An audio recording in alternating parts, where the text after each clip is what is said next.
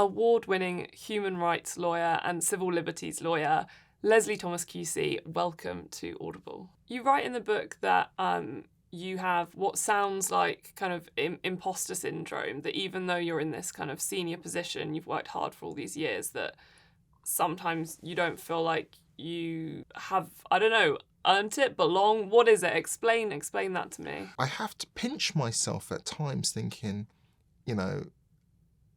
is this me? Am I, I'm donning this white wig in court. I'm saying my lord, my lady, and representing all these clients on some of the biggest cases in my area. And there are times when I feel, or was made to feel, different, othered, not here. I tell a story in the book where the very first time I went dining at the Inns of Court. Now, many people don't know what the Inns of Court are, have no idea, but if you can imagine going to one of the inns, in my case it was the Inner Temple, oak panelled rooms, long bench-like tables, close suits of armour, plaques on the wall, portraits of, white middle-aged judges going back through the centuries. It reminds me of something that you'd get out of Harry Potter at Hogwarts. It's very much like that. And, since being at the inns, I've been to Oxford, I've been to Cambridge, and I see that their setup is very similar. And I understand that, private schools such as Eton and Harrow are very similar. So you have some people in life who go to private school and then they go on to Oxbridge and then they go on to the inns and they fit through this seamlessly. For me, this was just strange. This was a different world. And so I felt very much like, I was standing out like a sore thumb. And that's what I mean by the imposter syndrome. But here's the thing. By the end of the book, I realised that it's not imposter syndrome that I was suffering from, but trespasser syndrome. And what I mean by trespasser syndrome is not that I am not fit to be at the table with you or with the people at the inn. I am just as worthy and just as equal, but I am made to feel that I don't belong at the table. And so what I describe is that feeling of being made to feel that you don't belong is as if you're a trespasser at the table. So I prefer trespasser syndrome because it's not a reflection of my capabilities. I'm not an imposter. I'm real. But it's how somebody else perceives me when I come and do what I do. Yeah. And you talk about that kind of feeling of, not necessarily not knowing the specific ways that a certain space wants to be conducted when you first had your first case. And from now on, you refer to mother and father as mum and dad. So explain a bit about that. Well, my very first case, I was given a family case to do. I didn't know much about family law, but when you're cutting your teeth, you take what you're given by your clerks. And so my clerks are the people in chambers, are a bit like agents, really. They get the work in for junior barristers, and junior barristers take what they're given and go to court and try to do the best they can on the case. And my clerks had got me this family case. It was an injunction case. There was a dispute between a mother and father, and I was representing the father, and I went to court and they were arguing over the kids and access to the kids. And when I got to court on this first case, I was about 24 years old, probably looked like 16 in an oversized suit. And the first thing that happened was, when you go into court, there's an usher or a clerk who calls the case and calls you into court. Well, the first thing was that there was an assumption that I wasn't the lawyer.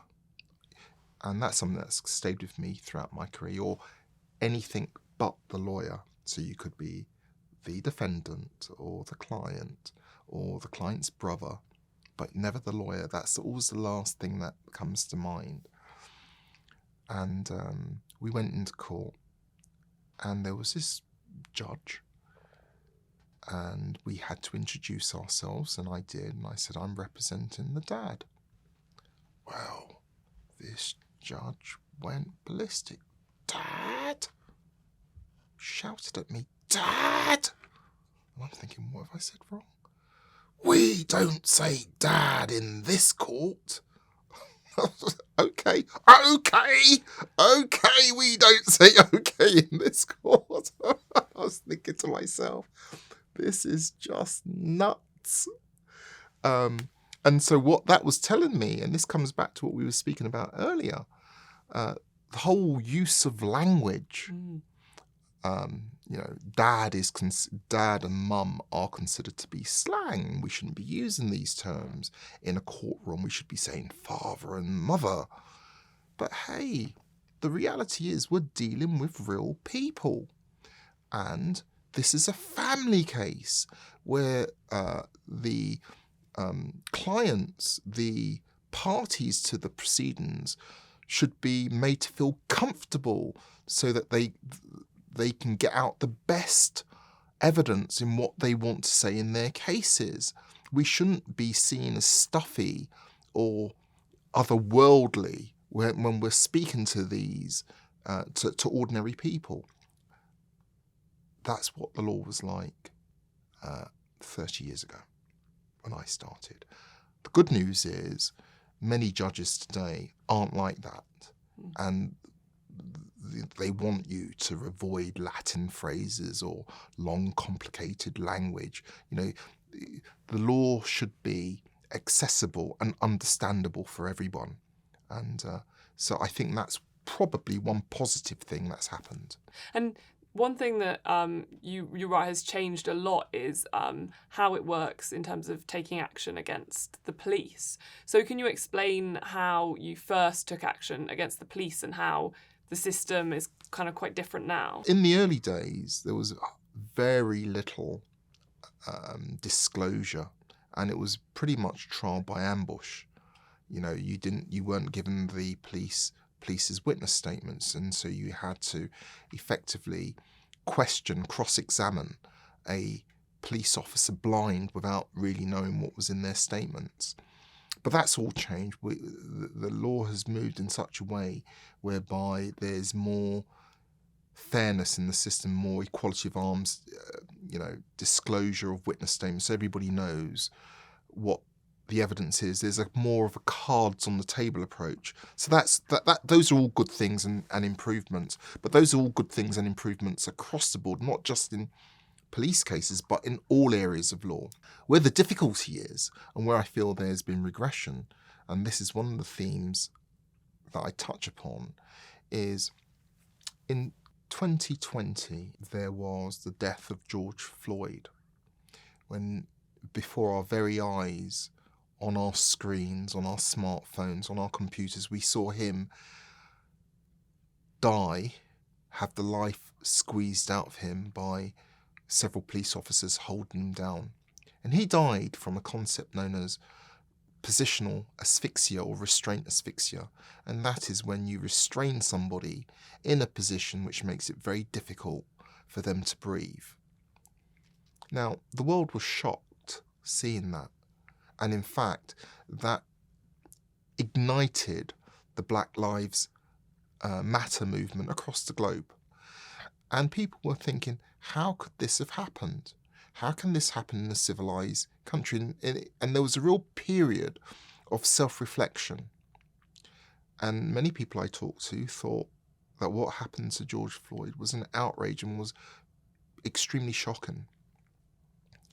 And we will remember the words, I can't breathe, I can't breathe. But the thing is, none of that was new to me. I've been doing those cases sadly, for the last 30 years. And indeed, I have been doing positional asphyxia cases since the mid-90s, and one of the cases I touch upon is Wayne Douglas, who died in a similar way to George Floyd. Sean Rigg, I did that case in 2012. He died in a similar way to George Floyd. Ibrahim Assay, in 2000, he died in a similar way, although there was the use of sear spray in his case. And very recently, the case of Kevin Clark and Andrew Hall. Now, people can't believe this, that, there are so many cases, British cases, of similar deaths to George Floyd. And I say, yes, there are. And here's the thing, they are still happening. And that I find depressing, because having spent 30 years fighting for justice and fighting to have a change in the consciousness of police forces and awareness of the dangers of restraint, these cases are still happening and people are still dying. And I hope that these stories of these deaths in the book will bring to, public attention that the George Floyd wasn't the first, and he certainly won't be the last. Well, Leslie, thanks so much. There's so much more we could go into, but it's all down in the book, so everyone can go and get that next. It was such a pleasure to speak to you. Thanks so much. It's been just lovely, and thank you for inviting me to speak.